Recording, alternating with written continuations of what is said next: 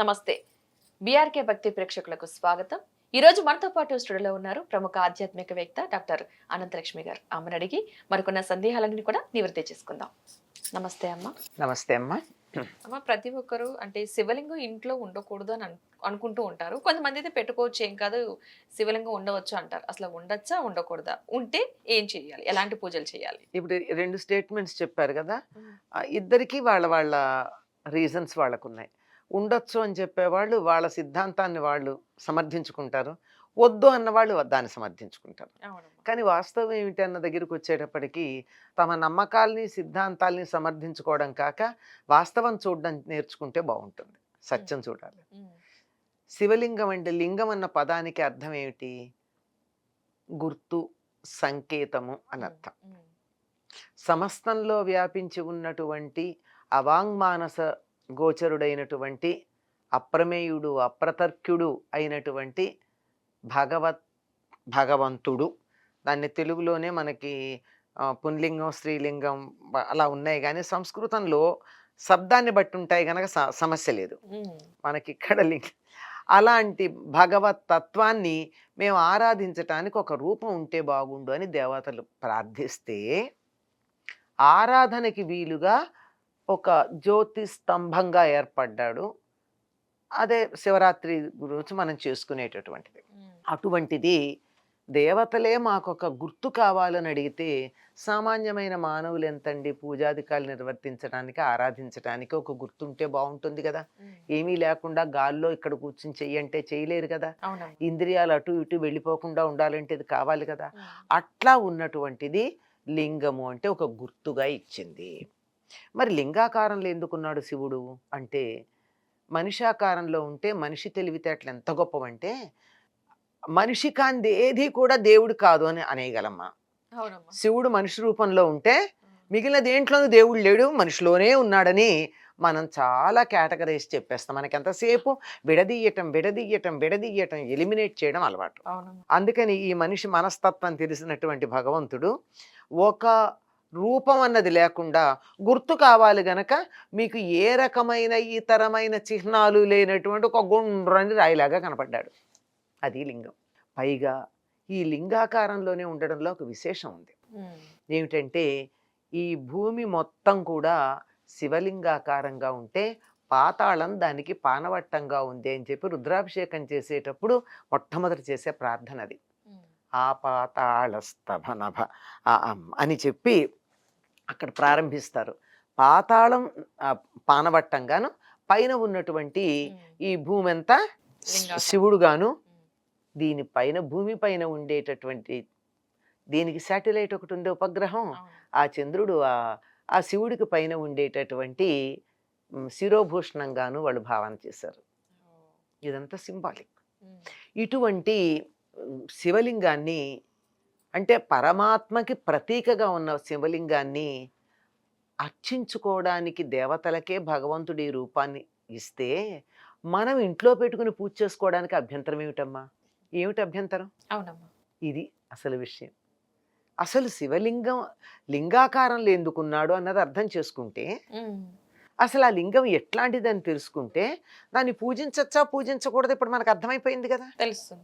దేవతలే మాకు పూజకు కావాలి ఈ రూపం అని అడిగినప్పుడు ఇప్పుడు దీన్ని పూజించచ్చు, ఇంట్లో ఉంచుకోవచ్చా అంటే, మరి దైవం మా ఇంట్లో ఉండక్కర్లేదా? దేవుడికి ఒక ప్రతీక ఉండాలి కదా. ఉండాలి కదా. ఇప్పుడు మన దేశానికి రిప్రజెంటేటివ్గా ఒక జెండాకి మనం వందనం చేస్తాం. నాకు జెండా అక్కర్లేదు అంటే ఏంటి అర్థం? దేశాన్ని గౌరవించట్లేదని అర్థం. అంతే కదా. ఈ జెండా నాకు వద్దన్నాం, త్రివర్ణ పతాకాన్ని, దేశాన్ని గౌరవించలేదు. శివలింగం మా ఇంట్లో వద్దు, శివుణ్ణి వద్దన్నాం. శివుడు అంటే శుభప్రదుడు, మంగళకరుడు, మేలు కలిగించేవాడు, శుభాన్ని ఇచ్చేవాడు. అట్లాంటి వాడిని వద్దన్నాక ఇంకేమిటి మన బతుకు? ఇంకేం శుభాలు ఉంటాయి? అంచేత శివలింగం ఇంట్లో ఉండడం వల్ల ఎటువంటి దోషం లేదని పెద్దలు చెప్పినటువంటి మాట. ఉండకూడదు అన్న వాళ్ళ రీజన్ ఏమిటంటే, అది ఉంటే దానికి అభిషేకం చేయాలి కదా, అందువల్ల రోజు చెయ్యాలి అని. చెయ్యాలని నియమం ఉందా? అలవాటు చేస్తే చెయ్యండి. కొన్నాళ్ళు చేసి మానేస్తే అభిషేకం చేయడం అలవాటైంది గనక మానేస్తే దోషం. ఉమ్, అసలు చెయ్యకండి. పెట్టుకోండి. సంవత్సరానికి ఒకసారి శివరాత్రికి చెయ్యండి. లేదా మాస శివరాత్రికి చెయ్యండి. ఏదో నెలకోసారి చేయండి. వారానికి ఓసారి చేయండి. ఒక రొటీన్ అలవాటు చేయండి. అంతేగాని అసలు శివలింగమే వద్దంటే తప్పు కదా! అవునమ్మా. మరి శివుడిని ఆరాధించాలంటే ఎట్లా ఆరాధిస్తాం? శివుడికో రూపం, తనకొక రూపాన్ని ఆపాదించొద్దని ఆయన చెప్పాడు గదా! ఉమ్, అందుకే కదా అలా లింగాకారంగా వచ్చాడు. ఉమ్. మరి శివుడికి పూజ చేయాలంటే దేనికి చేస్తాం? ఉండాలి కదా, ఏదో ఒక ఏదో విగ్రహం, ఒకటి ఉండాలి కదా! ఏదో ఒక రూపం. అందుకని శివలింగం ఉంది. ఆ శివలింగాన్ని ఆరాధిస్తే తప్పు లేదు. ఉమ్, శివలింగం ఉండడం వల్ల దోషం లేదు అని ఈ సిద్ధాంతాన్ని నమ్మిన వాళ్ళు చెప్తారు. కొంచెం భయపడేటటువంటి వాళ్ళు, అంటే నువ్వు తుమ్మితే నా ముక్కు ఊడిపోతుందని భయపడే వాళ్ళు ఉంటారు కొంతమంది. ఉమ్. అంత భయస్థులు ఉంటారు. అవును. ప్రతి దానికి అడుగు తీసి అడుగేయాలంటే భయం. అసలు ముందర నీకు భయం ఎందుకు? బలహీనుడివైతే కదా భయం. బలహీనత ఎందుకు వచ్చింది? తప్పు చేస్తే కదా. తప్పు చేయకుండా ఉంటే భయపడాల్సిన పని లేదు. కానీ ఇక్కడెక్కడో ఏదో తప్పులు తెలుసో తెలియకో చేశామేమో అన్న అనుమానంతో భయపడుతూ ఇలాంటివి ఉంటాయి తప్ప, భయం పడితేనే, భయపడకపోతే హాయిగా పెట్టుకోవచ్చు. చక్కగా శివుణ్ణి ఉపాసించుకోవచ్చు. అవునమ్మా. శివలింగం ఉండొచ్చు. ఉమ్. శివలింగానికి పూజ చేయొచ్చు. మంచి విషయం తెలియజేశారమ్మా. ఎందుకంటే ఉమ్. ప్రతి ఒక్కరిలో ఒక ఈ డౌట్ ఉండిపోయింది. శివలింగం ఉండొచ్చా? ఉంటే చెయ్యొచ్చా లేదా? ఒకవేళ మీరన్నట్టు డైలీ చేయాల్సి వస్తేమో, ప్రతిరోజు చేయాలేమో అభిషేకాలన్న భయంతో కాస్త పెట్టుకోవడానికి, శివలింగం పెట్టుకోవడానికి కూడా భయపడుతూ ఉంటారు. అసలు అభిషేకం చేయడానికి కూడా ఎంతసేపు పడుతుందమ్మా? ఉమ్, చదివితే త్రయంబక విజామహే చదువుకోవచ్చు. ఉమ్. లేదంటే నమశివాయ అని చెప్పి ఒక ఉద్ధరణ నీళ్లు పోసి దానికి తుడిచి అక్కడ పెట్టండి. ఎంతసేపు పడుతుంది? హాఫ్ మినిట్ పడుతుంది. ఉమ్. అంతే అమ్మా. చెయ్యాలి. నమశివాయ అనడానికి 5 సెకండ్లు, నీళ్లు పోయడానికి ఇంకో 5 సెకండ్లు, రెండు సైమల్టేనియస్గా చేయొచ్చు. ఉమ్, లేదు విడివిడిగా అనుకున్న 5 సెకండ్లు, దాన్ని తుడిచేసి కాస్త విభూది పెట్టడానికి ఇంకొక 5 సెకండ్లు, హాఫ్ మినిట్ లోపలంతా అయిపోతుంది. ఏమిటంత భయం? ఇష్టం ఉంటే చేసుకోండి, కష్టం అనిపిస్తే మానేయండి. సందేహాలు ఎందుకు? నేను ఇది కూడా చేయలేను, అసలు దేవుడి దగ్గరికి వెళ్ళడమే కుదరదు నాకు, నేను చాలా బిజీ అని అనుకున్నారు అనుకోండి, వద్దు. ఉమ్. అసలు సందేహం ఎందుకు?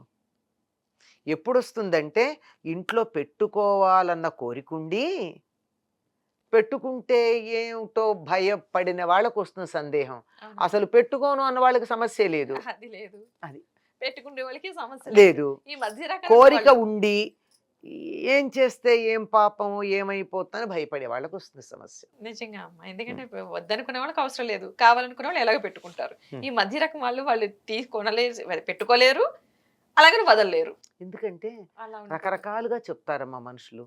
ఎవరికి వాళ్ళు వాళ్ళ సొంత అభిప్రాయాలని మేళవించి చెప్పడం ఉంటుంది కానీ శాస్త్ర ప్రమాణం తీసుకునే వాళ్ళు చాలా తక్కువ. ఉమ్.